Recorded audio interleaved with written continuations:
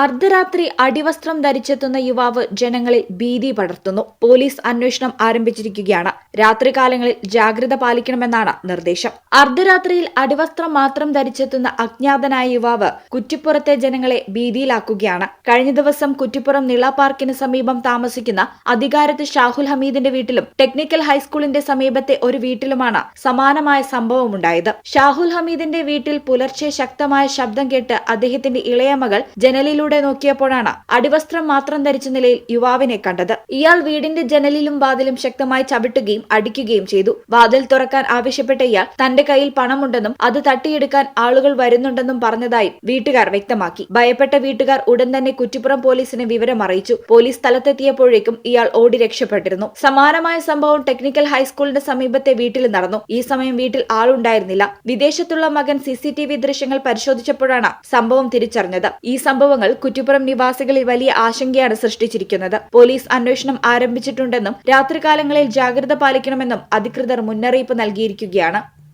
ഈ ചാനൽ കുറ്റിപ്പുറം. ഇടനെഞ്ചിലെ സ്വപ്നം മികച്ച ജോലിയാണെങ്കിൽ ഇനി ചിറകു വിരിച്ചു പറക്കാം. Empire college of science. Empire College of Science, Moondal, Kuttipuram, Malappuram.